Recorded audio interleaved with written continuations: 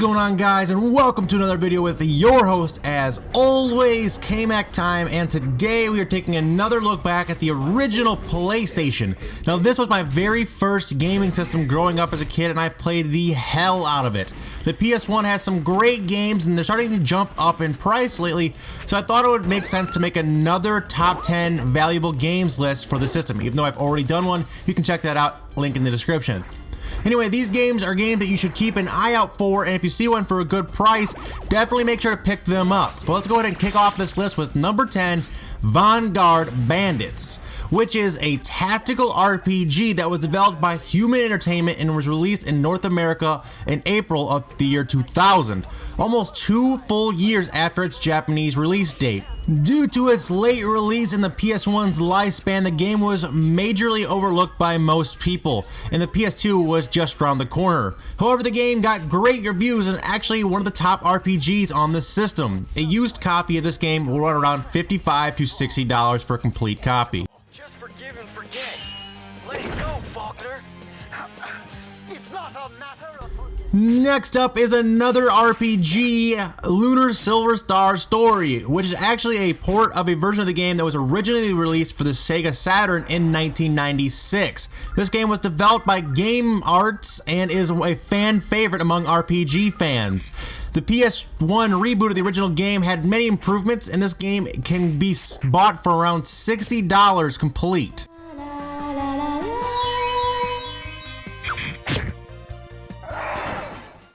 Coming in at number 8 is Tomba 2, which is a side-scrolling adventure game from the producer of Mega Man and Ghosts and Goblins. You complete various tasks and earn adventure points, which are used to unlock additional missions within the game. The game was released on December 31st, 1999 in North America and received good reviews but didn't sell all that well, making it a harder to come by game. The copy of this game again will run you back about $60 for a complete copy.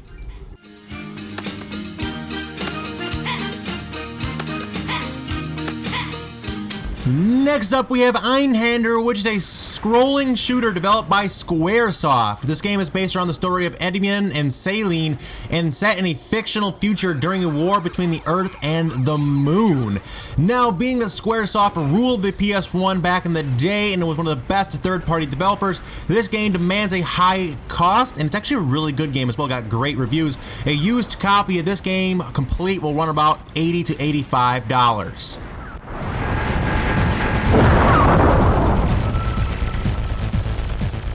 At number 6 is Concerto, which is an action-adventure platform game developed by Cyberkinetic and released on November 3rd, 1999 in North America. It takes place in a steampunk fantasy world where floating islands populated by anthropomorphic dogs and cats, and the scenario revolves around the canine police officer named Waffle Ryebread and his encounters with the Black Cat Gang.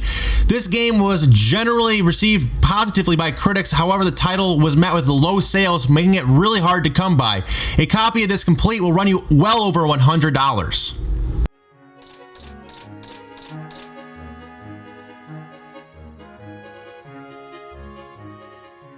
Next up on the list is Team Buddies, which is a mix between a shooter and a real-time strategy game. The game was developed by Psygnosis Camden Studios in 2000. Another game that came late in the PS1 era and was vastly overlooked by most people. However, the game is highly praised by those who have had the chance to play it, and it demands a very high price of over $110 for a complete copy used.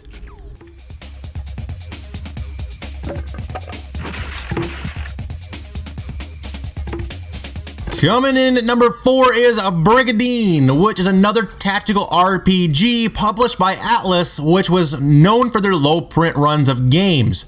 The game was released in May of 2000, a full 2 years after its Japanese release, and it fell victim to the looming PS2. The game is regarded as one of the top RPGs on the system, making it highly sought after by collectors and gamers alike. A used copy will go for over $115 used.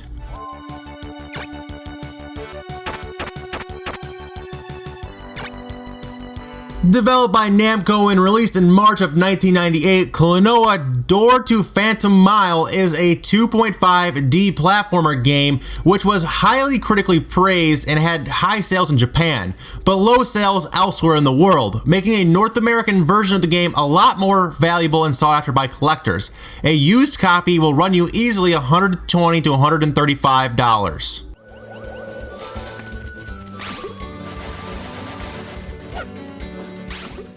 For our runner-up spot on the list, we have Tales of Destiny 2, a sequel to one of the great RPGs and one of the better games in the Tales series. The game was developed by Namco and was released in 2001 for the PlayStation 1 at the very end of the PS1's life cycle. In fact, the game was re-released a year later on the PS2, however the PS1 version is more valuable of the two and goes for around $145. That's no excuse. You're saying we just turn our backs on a girl in trouble? And finally, our number one rare and valuable game on the list goes to the Misadventures of Tron, which is an action-adventure game that was developed and published by Capcom in April of 2000. It is a prequel to the Mega Man Legends game, but has a whole different feel to it. The game is highly sought after by collectors and is one of the highest priced games on the system. If you want to buy a copy of this game, prepare to pay an arm and a leg, as it goes for over $250 for a complete copy. I personally recommend downloading it on the PlayStation Store for only $6, but that's just me. Anyways, that's all I have for you guys today. I hope you guys enjoyed. If you guys did, make sure you guys smash that like button and share the video. Also, if this is your first time at the channel, be sure to subscribe for more rare video game videos in your sub box weekly. And check out some of my previous rare games videos. Links will be on the screen and in the end slate and in the description. You guys want to check those out for other systems. The N64, the PS2, Dreamcast, Xbox 360. I've done hundreds of games.